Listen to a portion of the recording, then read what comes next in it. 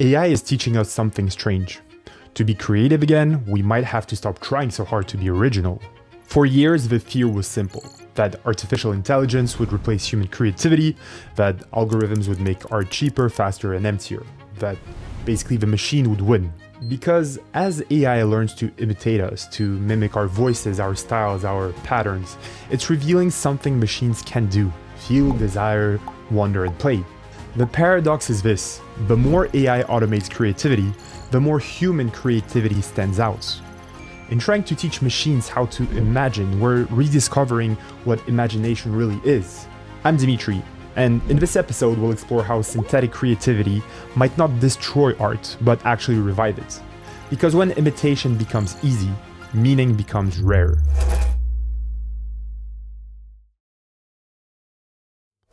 So we tend to think creativity is about making things: songs, stories, codes, videos, paintings. The more you produce, the more creative you are.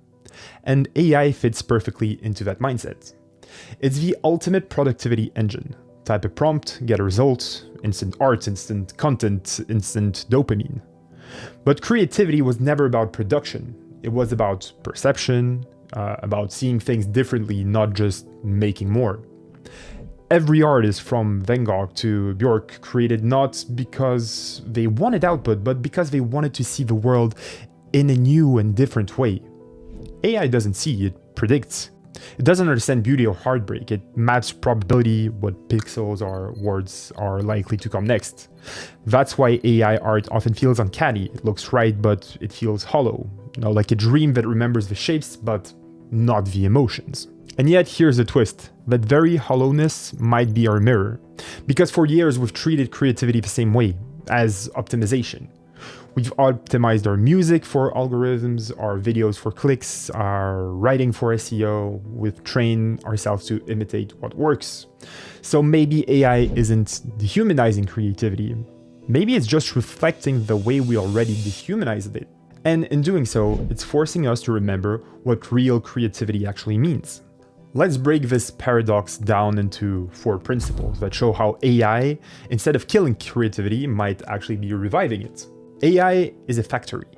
It produces, it doesn't perceive. Pretty much it can replicate Monet's or Studio Ghibli's work, but it can't stand in front of a sunrise and ache to capture it. It can remix every melody ever written, but it doesn't hear the silence between the notes. That's where we come back in. When everything can be generating, the value of seeing, like truly seeing, becomes sacred again.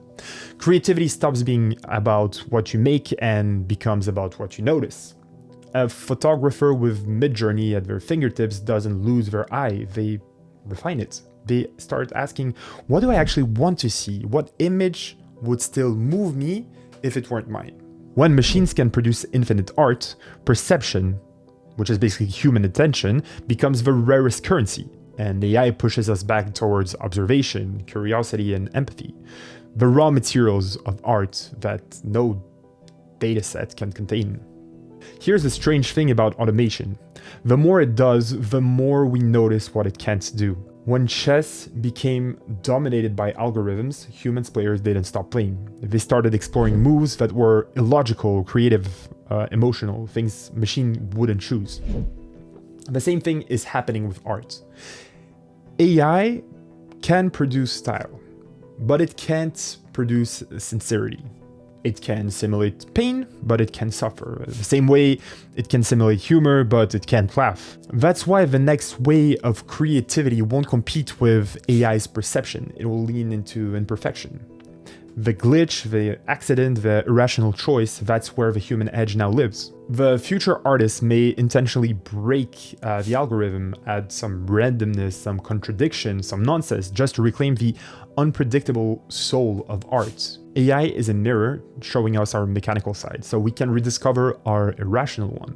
Then you have the rise of meta-creativity, designing systems that imagine for us. Because the next stage of creativity isn't about making things, it's making systems that make things. This is meta-creativity, building frameworks, prompts, or models that generate infinite variation of an idea. In a way, you're not composing the song, you're composing the composer.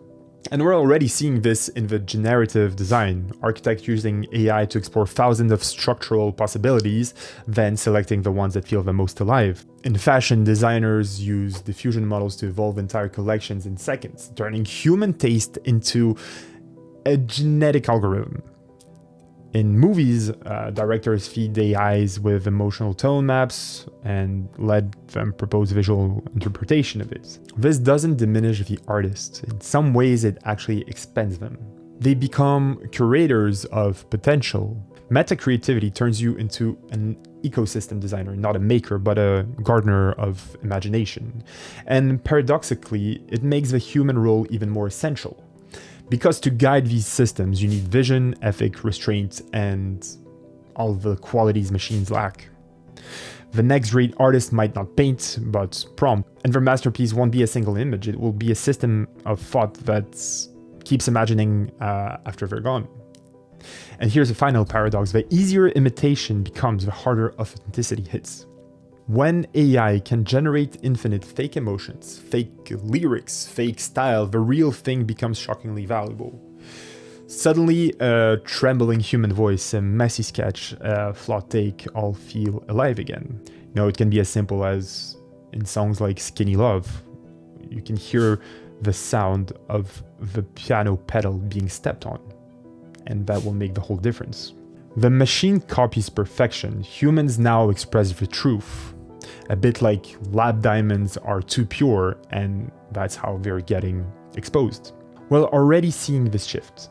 A surge of analog photography, handmade crafts, vinyl works, even physical journals. Not because they're efficient, but because they're actually real. In a world where machines can fake originality, the new rebellion is sincerity. In fact, the aesthetics of the future might not be hyper-polished digital realism. It might be the emotional chaos, textures, and some type of absurdity. Because only humans can make something that hurts right. So how do we apply this paradox, this idea that AI can make us more human?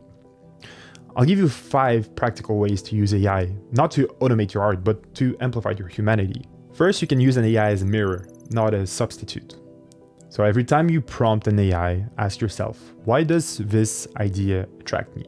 Treat the output as a reflection of your subconscious, a way to surface hidden desire, fears, or fascinations. AI becomes a psychological mirror. It shows what you're drawn to when the limits disappear. If the results feel empty, it's not a failure. It's actually feedback. It's showing you where your curiosity has thinned out. Use AI to rediscover what you actually care about. Don't let the machine decide your tone. If you generate a poem, re-edit it by hand, inject your rhythm, your hesitation, your contradiction. If you use AI visuals, add human imperfection. AI gives you precision, you give it pulse. Think of it a little bit like jazz. The melody is structured, but the emotions comes from how you bend the notes. Also, play more and plan less. Because the irony of AI is that it removes friction, and friction is where play lives. So reintroduce it intentionally. Use AI as a sandbox, not a production line.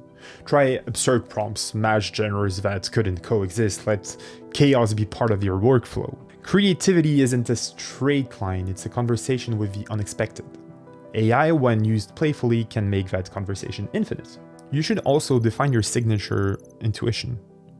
Machines learn from data, humans learn from experience. So build a creative identity that can be scrapped. One that comes from your personal history, your emotions, your contradictions.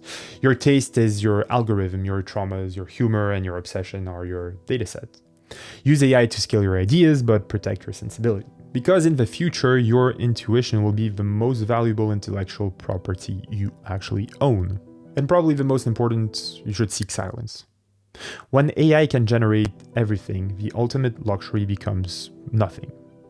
The artists of the future might spend more time offline, listening, thinking, walking, observing.